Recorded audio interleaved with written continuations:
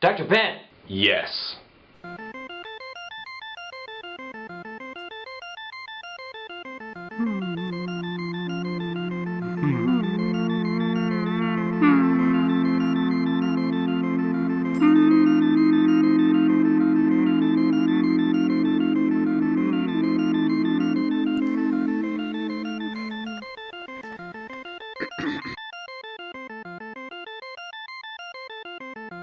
Well, I've been almost entirely blind for most of my life, and I really can't see. I see. Oh, sorry. I'd just like to know if there's any way you could identify the source, or, I don't know, maybe even treat it? Well, Mr. Humphreys, that is no small task. Please, doctor, I've got a wife back home, and I've never seen her face. I'm trying to see her face. Well, Mr. Humphreys, there is one option I'd be willing to try with you. It's highly controversial, not yet perfected. Is it gene therapy? No. Ouija board.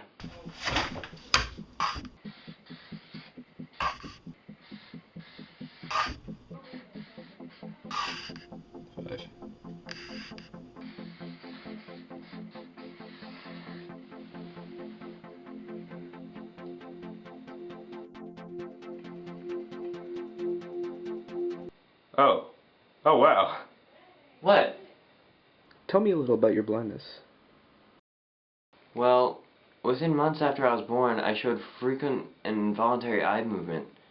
My retinas showed little to no activity in electroretinography tests, and my nervous system was all wacko. Doctors diagnosed me with Leber's congenital amaurosis, or LCA. Just as I thought. RPE65 is one of the genes known to cause LCA if it's messed up. If RPE65 doesn't work properly, it impedes the visual cycle, which is what makes a person see. Let's take a look at this film. But Humans have two main types of light-receiving cells, rods and cones.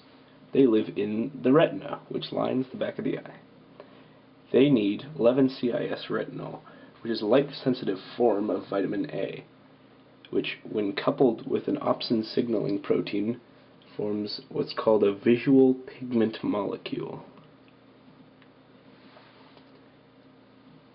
When light is present, the 11-CIS retinol is isomerized, or transformed into all-trans retinol, which activates the opsin signaling capability. Neither of these are light sensitive, so in the post-isomerization absence of 11-CIS retinol, no more light is picked up by photoreceptor cells.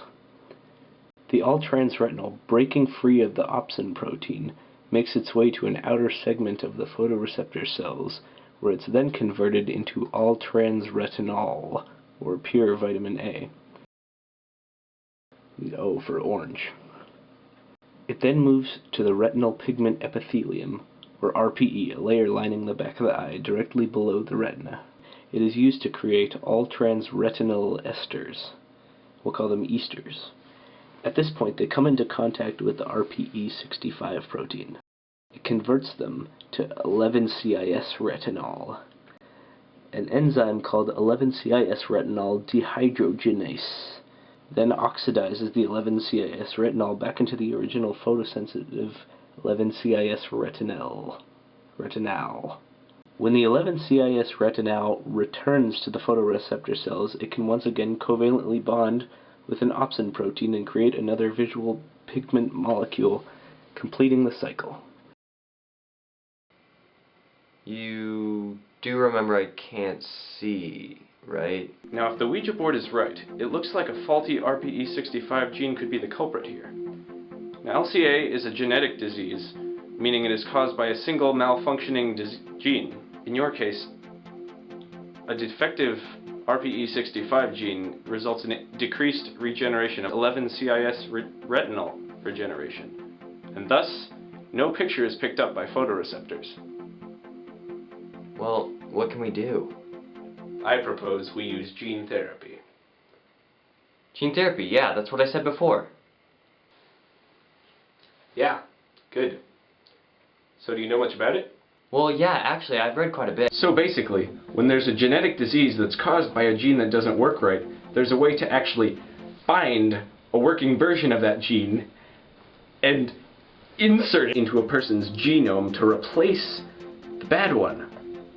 How do they do this? Well, do you know what a virus is? Yes.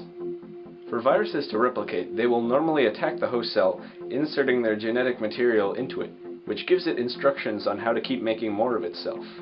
Well, in gene therapy, the genes within the virus that cause viral diseases are removed and replaced with a good version of the gene that we're trying to replace. You see? Oh, right. Aren't those called viral vectors? Yeah. So does that sound like something you might be interested in? Well, I think we should take a minute to consider the ethics involved here. What was it? Haven't people died from gene therapy? What if there's an immune response? Dude, just don't worry about it. Yeah, alright, let's do it. Ready to meet your Gene, Mr. Humphreys? Sure thing, Doc. Come on in, Gene. Well, howdy, fellas. I'm Gene. So, you're gonna put this guy inside of me. Oh dear. Let's choose your viral vector, Gene. Retrovirus, adenovirus, herpes simplex virus. Well, in the New England Journal of Medicine RPE65 gene therapy trial, it says they use an adeno-associated virus. Sounds good. Let's do it. Now get in the syringe, Gene. I can't believe he fit in there. Well, yeah. Okay, let's do this.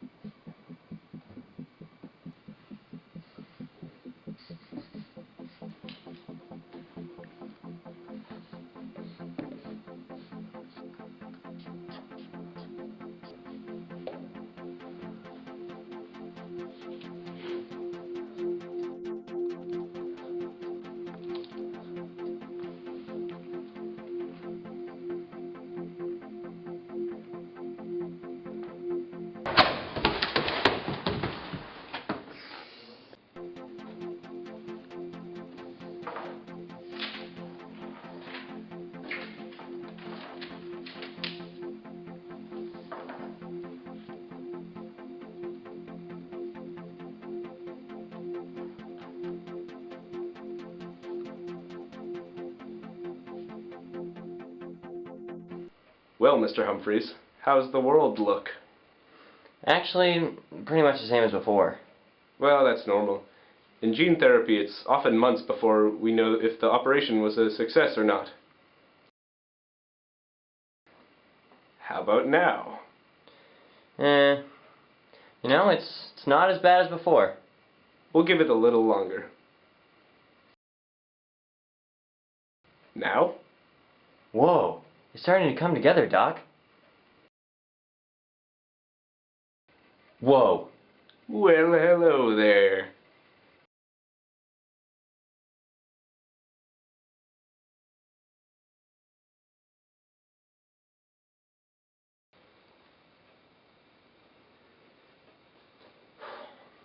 I think I'm gonna go.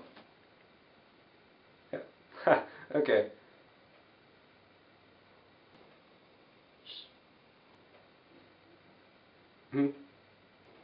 Okay.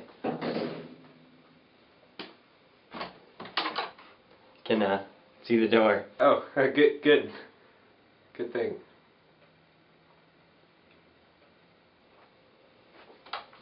See ya.